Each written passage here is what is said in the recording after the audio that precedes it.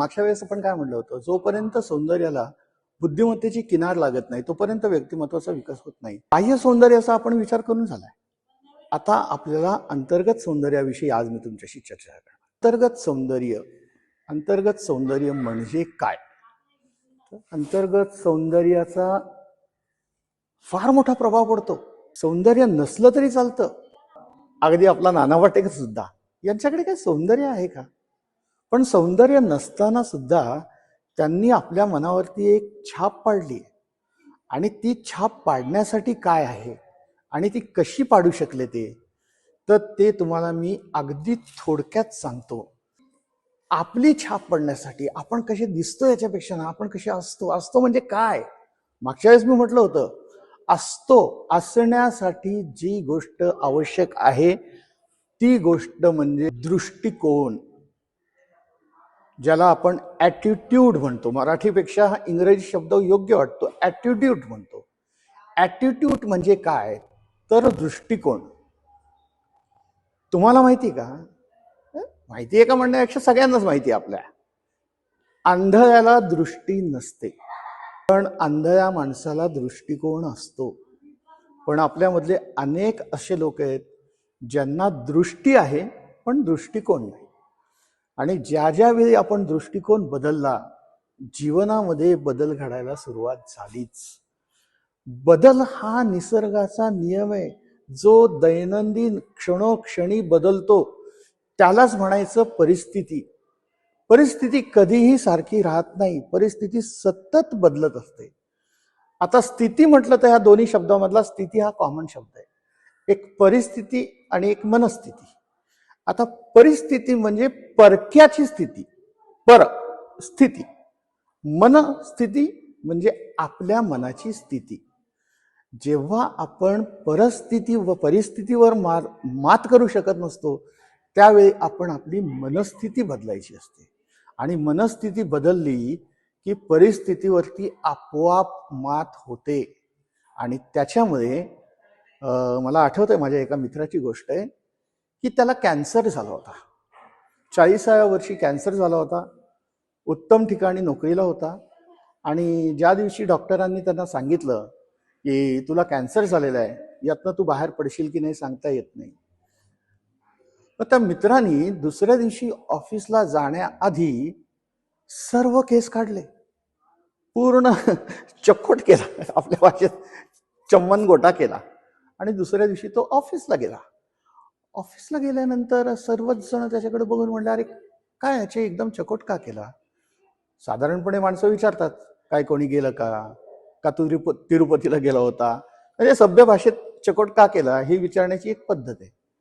तर हे असलं काही विचारून आपण त्यांना खोटं बोलण्यापेक्षा त्या माझ्या मित्रांनी त्यांना सगळ्यांना बोलवून घेतलं आणि सांगितलं की मला कॅन्सर डिटेक्ट झालेला आहे आणि काही दिवसातच माझी किमोथेरपी सुरू होणार आहे आणि माझे सगळे केस जाणार आहे.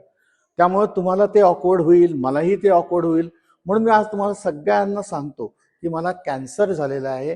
त्यामुळे माझी ही जी काही आत्ताची जी काही दिसतेय ही अशी काही देहाची म्हणजे केसांची वगैरे रचना राहणार नाही. तुम्ही त्याला सामोरं जायचं.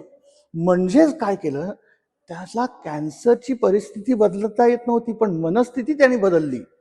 म्हणून परिस्थितीच्या बाबतीमध्ये तुम्हाला मी सांगतो, एकदा काय झालं, अकबर बादशाहने बिरबलाला प्रश्न विचारला की अकबरा, मला एक तू अशी गोष्ट सांग की ज्या गोष्टीमध्ये म्हणजे सुखामध्ये असताना त्या वेळी दुःखाची जाणीव पाहिजे आणि ज्यावेळी दुःख झालं असेल तर त्यावेळी सुखाची जाणीव झाली पाहिजे.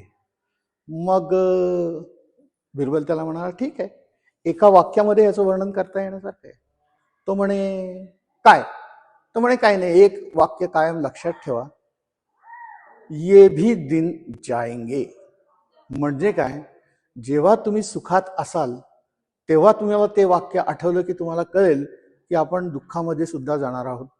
आणि दुःखामध्ये असाल तर नक्की जाणवेल की आपण सुखामध्ये सुद्धा जाणार आहोत. ये भी दिन निकल जाएंगे. मित्रहो, दृष्टिकोन जर बदलला तर काय काय होऊ शकतं याची अनेक उदाहरणं आपल्याला देता येतील, पण मला विशेष करून त्या एका मंदिराची गोष्ट आठवते. एका मंदिराच्या बांधकामासाठी दगड येऊन पडलेले असतात. 3 कामगार त्या ठिकाणी काम करत असतात. प्रत्येकाला मजुरी ठरलेली असते, 200 रुपये 100 रुपये जी काय असेल ती. त्या ढिगाऱ्यांच्या इकडे, दगडांच्या ढिगाऱ्यांच्या इथनं एक माणूस जेव्हा चाललेला असतो, तेव्हा तो त्या एका पहिल्या कामगाराला विचारलो की तू काय करतोयस? तर तो म्हणला काय करणार, घरी मुलं आहेत, बायको आहे, संध्याकाळच्या जेवणाची भ्रांत आहे, त्यामुळे मजुरी करतोय, दगड फोडतोय. तो पुढे दुसऱ्या माणसाकडे जातो, त्याला म्हणतो की तू काय करतोयस? तोही दगडच फोडत असतो, त्यालाही 200च मिळत असतात. म्हणे काय करणार, आयुष्यामध्ये काय करताच आलं नाही, करायचं ठरवलं तर काहीतरी विंचत गेलं, मग आता दगड फोडायची वेळ आली आहे, बसलोय दगड फोडत. मग तो तिसऱ्या माणसाकडे जातो आणि तिसऱ्या माणसाला विचारतो की तू काय करतोस? तो तिसरा माणूस काय म्हणतो माहितीये? तो माणूस म्हणतो की मी मंदिर बनवतोय. म्हणजे काम एकच, त्यापासनं मिळणारा मोबदलाही एकसारखाच, पण दृष्टिकोन किती वेगळा आहे. तिसऱ्याचा दृष्टिकोन स्वतःला आनंद देण्याचा दृष्टिकोन आहे. तुम्हाला आनंद फक्त तुम्हीच देऊ शकता, तुमचा दृष्टिकोनच तुम्हाला आनंद देऊ शकतो. आणि म्हणून दृष्टिकोन जर सकारात्मक असेल तर काय होतं माहिती का? मी मगाशी सांगितलं तुम्हाला की पर्सनॅलिटी, बाह्य, अनेक लोक आपल्याला बाह्य सदृश इतके सुदृढ आणि छान दिसतात, म्हणजे एखाद्या डेरेदार वृक्षासारखे दिसतात. पण जर त्याच डेरेदार वृक्षाला आतमधनं जर कीड लागली असेल, तो डेरेदार वृक्ष लवकरच उन्मळून किडेने तो मरून जातो, जमीनदोस्त होतो. त्यामुळे नकारात्मक विचार ही मानवी मनाला लागलेली फार मोठी कीड आहे, आणि सकारात्मक विचार ही मानवी मनाला लाभलेला एक भाग्य आहे. आपण नेहमी सकारात्मक जर विचार केले तर आपण आयुष्य खूप सुंदर करतो. जग हे खूप सुंदर आहे, संकट येणारच आहे, संघर्ष होणारच आहे, पण याच्याकडे आणि हे सगळं करत असताना आपण खचून जायचं नाही. खचलं तर काय होतं, संकट येणारच आहेत. एके दिवशी स्वामी विवेकानंद कन्याकुमारीच्या जंगलातनं जात असताना त्यांची ती भगवी वस्त्र बघून काही माकडं त्यांच्या मागे लागतात. माकडं मागे लागल्यानंतर स्वामीजी थोडासा चालण्याचा वेग वाढवतात. वेग वाढवता वाढवता ते पळायला लागतात. माकडंही त्यांच्या मागे पळायलाच लागतात. पळून पळून स्वामींना धाप लागते आणि धाप लागल्यानंतर ते त्या माकडांच्या दिशेने पाठ न करता चेहरा करतात. माकडं स्तब्ध होतात आणि जशी माकडं थांबतात, स्वामीजी 2 पावलं त्या माकडांच्या दिशेने येतात. माकडं 2 पावलं मागं जातात. स्वामीजी 4 पावलं येतात, माकडं 8 पावलं जातात. स्वामीजी माकडांच्या दिशेने चालायला सुरुवात करतात, माकडं धूम ठोकून पळत जातात. या गोष्टीतला बोध हा आहे की संकट म्हणजे माकड. माकड हा एक सांकेतिक शब्द वापरला या गोष्टीसाठी, तो संकटासाठी आहे. जोपर्यंत संकट तुम्ही पाठीवरती घ्याल ना, तोपर्यंत ते ओझं राहील, पण ज्या क्षणी तुम्ही ते छातीवरती घ्याल ना, तुमच्यापासून ते पळून जाईल. म्हणून संकटाला कधीही पाठ दाखवायची नाही, संकटाला सामोरच जायचं. की जोपर्यंत माणूस जिवंत आहे तोपर्यंत त्याला प्रॉब्लेम्स आणि संकट राहणारच आहेत. ज्या दिवशी तो स्मशानामध्ये जाईल तेव्हाच सगळी संकट संपतील.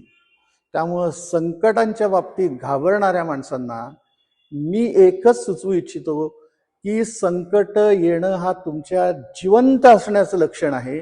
ज्या दिवशी जीवनाचा प्रवास संपेल त्याच दिवशी संकट संपतील. तोपर्यंत संकट संपणारच नाही. संकटासकट जगायचं, आनंदी जगायचं, आणि आनंदी जगण्यासाठी असेच मोटिवेशनचे यापुढचे देखील मी व्हिडिओ आपल्याला देणार आहे. तुम्हाला हा व्हिडिओ नक्कीच आवडेल. आवडला शेअर, सबस्क्राईब करा. मागच्या व्हिडिओचा रिस्पॉन्स बघून यावेळी मला तुमच्याकडनं जास्त अपेक्षा आहे.